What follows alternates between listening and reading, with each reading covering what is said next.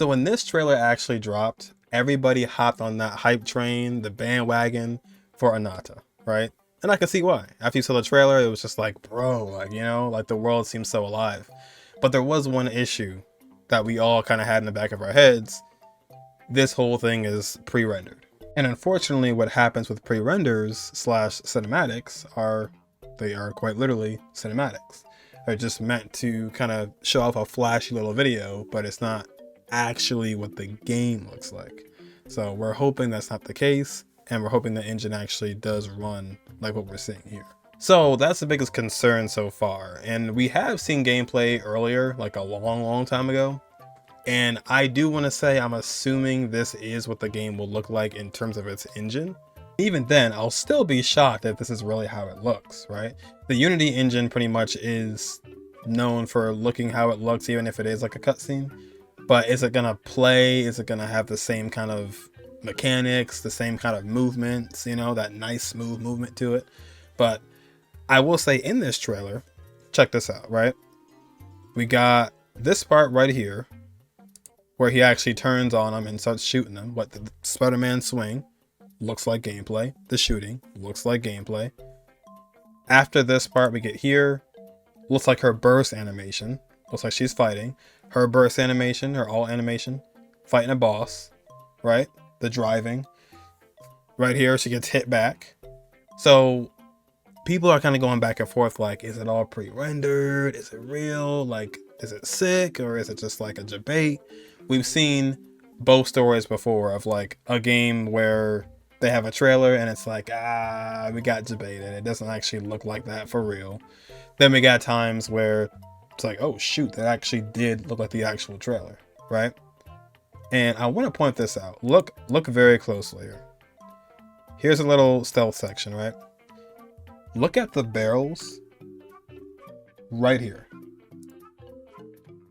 I don't know if that's just like a graphical thing or a lighting thing, but I'm thinking they made a little cut right there. You know what I'm saying? That's why I'm a little skeptical. And then there's no HUD either, right? I mean, you probably don't want HUD for the, you know, for the clarity of the actual video. But yeah, that part looks a little sus, you know? These guys move.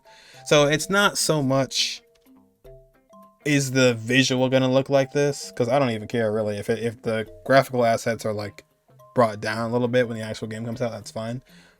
My thing is just, is it gonna be smooth? Is it gonna run like this for real? Or is it gonna be stiff? Don't be stiff. Don't be stiff with it. We do not like stiff. Don't be stiff with it. Be wiggly, you know?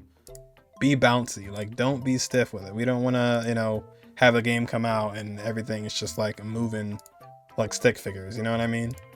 So that was the main consensus of like, is this actually going to be how it plays? We'll see. Maybe they'll have a gameplay trailer out, you know, where it's like, it says gameplay trailer. A couple points I want to talk about on how they can make this game good and how they can avoid a lot of mistakes from the past games we got before. Now, I will say, I think this will pretty much be the same as most of the other open world gacha games. I don't think it'll be much different. But my first thing I would like to say is, maybe not have so much yapping. I know it probably is going to have that, but maybe not go with the just insane amount of dialogue, the padded out dialogue. We've seen it so many times, you know, and if you are going to have it, be like Wuthering Waves, be like Zenless Zone Zero, and have that skip button there, you know, because it's happened so many times, and now there's so many of these games out there that now it's just kind of, you know, picking which one you like the most, because it doesn't even matter about the competition or who likes what. Now it's just like literally just pick what you want to put your time into, because there's so many of them now, right? And if that's going to be your big change between the other games, is maybe you don't have to deal with as much talking. They always try and have this big story driven kind of thing, and it's like, that's fine, but you don't got to talk our ear off. You know, we've seen it time and time again, and it's in every single one of them. So it'd be great to kind of get away from that and maybe have more of a experience within the gameplay. And secondly, I have extensively talked about this on my streams and in YouTube videos as well. You gotta have an impactful combat feel. Now, what I mean is not like your combat system or how the combat works. I mean like literally with a melee style game, you gotta have it feel like you're really punching or you're swinging your sword or whatever you got. You gotta feel the impact when you hit the enemy. And you see on screen, I'm showing you Batman Arkham Knight. This is one of the, like, my favorite games of all time, right? But that's beside the point. The point is when he's punching, when he's kicking, when he's doing his moves, it really feels like you are making contact, right? That's an extremely important thing, especially when it comes to these kind of games. Now try and hear for the audio, right? Like, listen. Activated.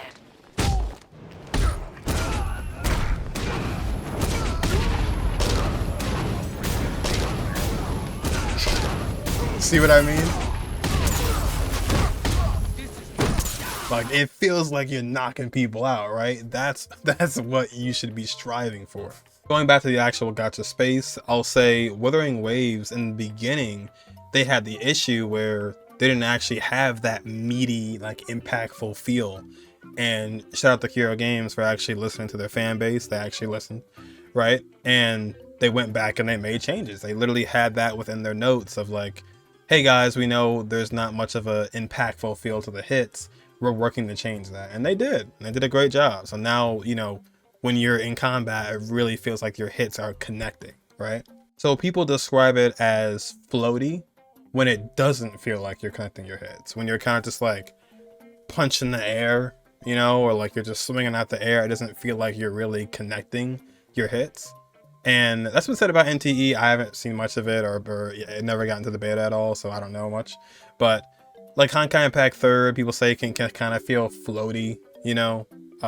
Certain games just feel like you're just kind of, you know, you're punching the air, you know, you're not really connecting your hits. So that's a big issue that can happen when you're playing these kind of games, but it can be a thing that gets fixed. Now that term exactly is called hit lag. Now it kind of sounds bad, right? Like lag, but no, it's actually a feature. Hit lag is essentially when you make contact with, you know, like you do a punch or a kick or a swing, whatever you're hitting freezes for a second. It freezes for like a half a second, right? Like you see in Street Fighter, every time somebody gets hit, they kind of like stop for a second, and it kind of makes your eyes think, oh wow, I really just made contact, you know? And ironically enough, the devs for Street Fighter had talked to a dev team who worked on another gacha game. And that dev team was the Zone Zero team. And that team extensively works on their animation and stuff like that. But to get to my point, the point is, just listen to this.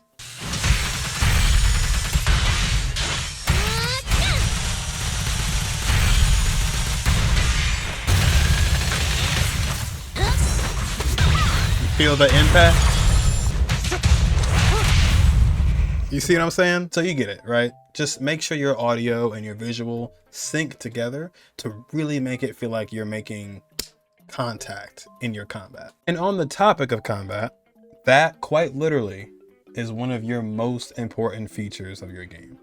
And if I'm to believe what we did see was what the combat was going to be like, you remind me very much of Sunset Overdrive. This was a fantastic game. It was very Jet Set Radio-y. It was very, you know, jumping around, bouncing around, shooting from afar, sometimes doing melee as well. And going back to the example before with Batman, Arkham Knight, or even like the Spider-Man games where there's like the stealth sections I saw in there as well. You have a very all-around form of combat. And that gives me some comfort because since you have different forms of combat, you don't have to necessarily focus on the combat, if you know what I mean. You have different forms of it. It's not always going to be just a flat out battle every single time where the battle music starts. You got to start fighting, you know. You can take the stealth approach. You can take different approaches where your game looks like it's not so linear. You know, you have different possibilities and there's a lot of different things that you can do within the world of Nova City, I think it was called. Yes, Nova City or Nova. So that's the part that I'm excited about when it comes to your combat system, is maybe you don't necessarily have a combat system per se. Maybe it's just the overall combat system. It's not so much, like I said, just a full-on walk up on an enemy, the battle theme starts playing and you start fighting. No, it could be anything. You know what I mean? Maybe you even have a character who excels in stealth. Maybe you have a specific character you can pull who's good at stealth. Maybe you have a character who's good at mobility, you know, different roles, right? Because you have different roles of combat, different kinds of combat. Maybe certain characters can excel in those certain kinds of combat. So far, your approach on it seems very different, Ananta, and or should I say Naked Rain. So yeah, I can't say too much about what you should do on that front. Besides, like I said, you got to try and make it interesting from a point of wanting to grow stronger and stronger and get to a point where you have that satisfaction of making progress. So in your respect, maybe you could keep it simple, or you could have it be complex if you want. But because you have different forms of combat, maybe you wouldn't extensively go into each form of it. You know what I mean? And then there is the daily loop. What is your daily loop gonna be? The daily loop is usually in a lot of gacha games, pretty much all of them. There's always something that you have to do each and every day to do your login and to get your currency, right? Take for instance another urban ARPG, right? Not quite open world, but in ZZZ's case, you would open up your store because the protagonist owned the store. Then you would walk outside and you would, it's kind of funny to say, but you actually go and talk to a dog called Howl, do your little lottery scratch off, then you go over to the coffee shop and get a drink of coffee. And that pretty much is your entire daily loop, right? There's some other stuff too you can do within the week, but that's your daily loop. You could do that, and then of course you'd use your actual stamina for the day too. But essentially what you could do in your world within Nova, you are not a linear type of game like Zenless or like Star Rail. You are a open world game. So maybe in Ananta, you don't have a exact daily loop, but maybe it's just log on and do something. Maybe you just log on and it's up to you. Maybe you log on and logging in is actually most of, you know, your goal, and it's just do something. Maybe you don't have to have the go to the coffee shop or go to the lady at the office or, you know, check in here or there. You know, maybe just get on and it's up to you. Do what you want to do. And that could be the system that makes it feel a lot more free, where you don't have necessarily, you know, this path you have to follow, this loop you have to do.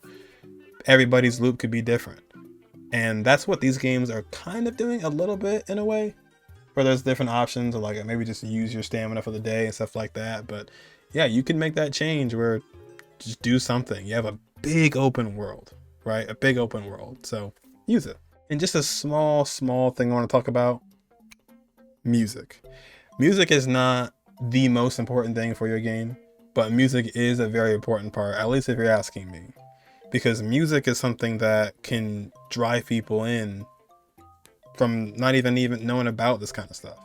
Maybe they have no clue of what Project Mugen or Ananta or, you know, what even these games are even called, but they heard a song from it and that reels them in, you know what I mean? So that's something that I always find to be super important, is music, right? And you had a great piece with Seventh Heaven in the beginning by Millet, you know, in the beginning. But yeah, don't sleep on music. You know, have some nice rhythms, have some nice themes. You guys blew me away with your opening theme from a year ago. This part right here.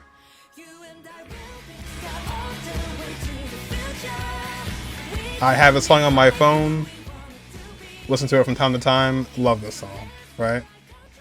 So to me, it seems like you guys are not sleeping on the music so far, taking it seriously, and I love to see that. But that's just my 2 cents, is don't neglect the music and don't just kind of have it be an afterthought.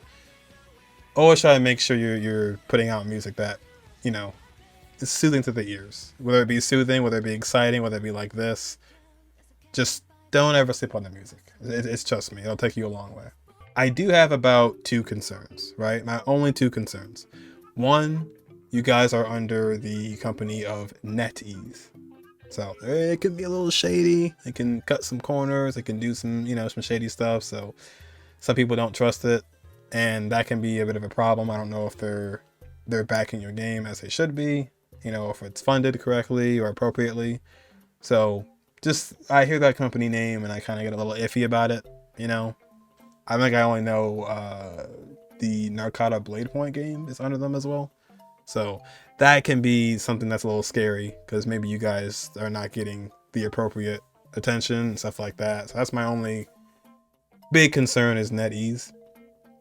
And lastly, my last concern is just, hey, don't waste this big world you got. You're showing off this big world and I just don't waste it, you know? I love how it's bustling with people, and there's boats, helicopters, and the Ferris wheel, cars, planes, you know, skateboards, skate parks, cars. Just do me a favor, don't waste your world. You know, I would hate to see this game come out and the world's just a big vacant land with full of no one, and you know what I mean? So, like I said, I know mobile gets a lot of players on it because people don't have consoles or PCs, but hey, I'm just saying, if you want to make this a special occasion, maybe you don't have to release it on mobile. Maybe have it be PC only so you can prepare it for, you know, you can have it be synced within, you know, the graphic quality that you want to actually have. So that's my last concern. Just don't waste your big world. You got cars, you got vehicles, you got a big open land. Don't waste it, you know? Let us use it, let us experience it, let us have a reason to go around the world. But that's enough yapping from me. I just want to see this game do well, and if it doesn't, it is what it is. Can't all be perfect, but yeah, excited for it. And yeah, good luck to you guys. I hope everything goes smoothly. Let me know in the comments what you guys think about it below. I'm keeping my hopes low, but only because I just don't want to be disappointed. But I got hope. So that'll be all for me. And I will catch you guys in the next one.